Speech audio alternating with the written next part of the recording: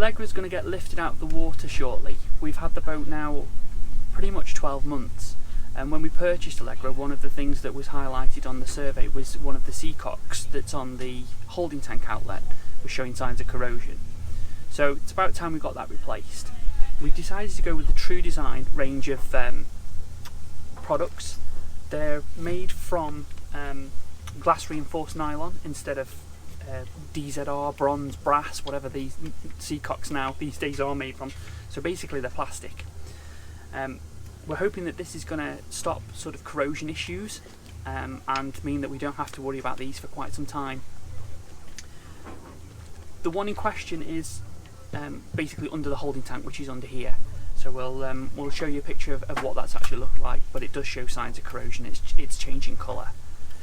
So to replace that, we bought a new skin fitting, which is here. So that'll all get ground out, it'll get pulled out. This skin fitting goes in.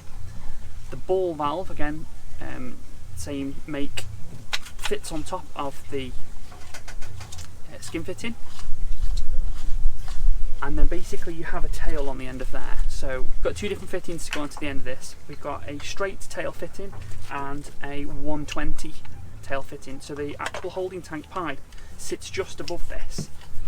So when that's all in place, it'll probably look something like that, which is probably about the right angle that we're going to need. You can lock them off, so you can lock them off in the closed position if you do need to do that. And yeah, they look really quite well made. As I say, we're hoping that this is going to sort of mean that we don't have to worry about corrosion issues or anything with these Seacock, because with them being plastic, the seawater can't really attack that.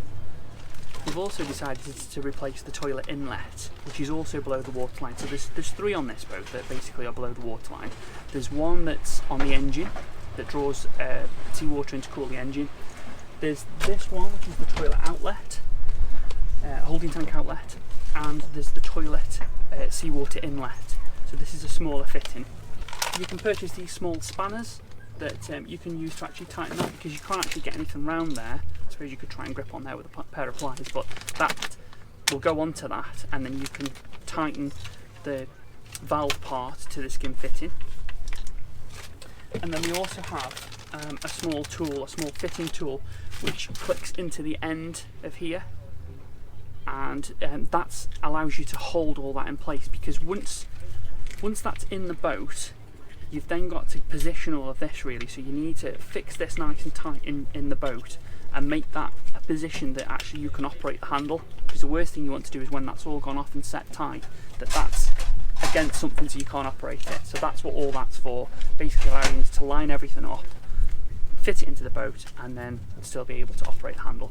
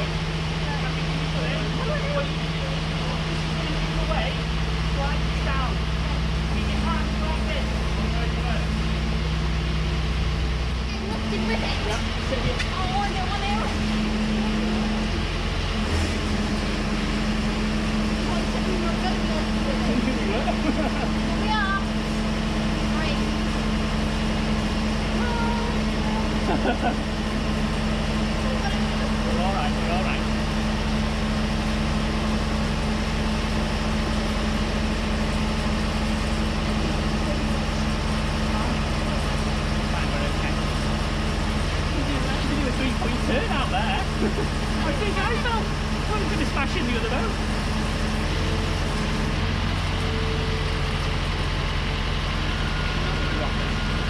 And I'll let her look after us anyway.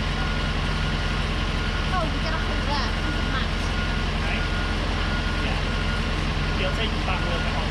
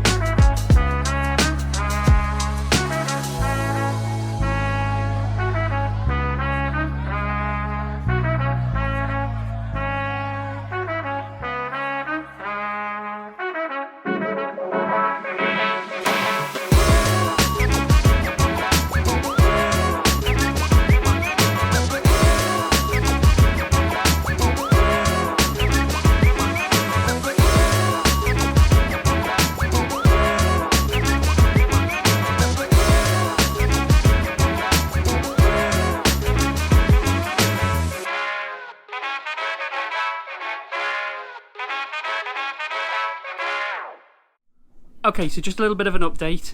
The boat got lifted now a couple of weeks back, and we've had a bit of work done. We're currently just at the far end. It's very windy today. We're currently at the far end of the River Hamble. You can just see over there, there's Southampton Water. So yeah, a few jobs have been done. So when we spoke about the TruDesign Seacocks, hopefully you can see that this one now is in place. That's been fitted. There's another one been fitted in the back holding tank. So here's our holding tank, and we should have a new TruDesign. There it is. So there's the new TruDesign Seacock that's got in there, and that just now needs connecting to the bottom of the tank outlet, which is here. So a short piece of pipe to get put in there, but that's so much better. I'll go and show you the old one that's been that's come out, but they've ground the, basically they grind the end off, they pull the unit out, and then they fit another one. I'll go down now and have a look underneath.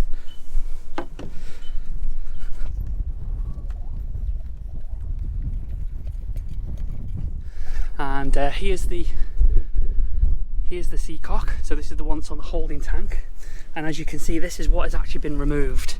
So the end of that has now been ground off and it's been pulled out.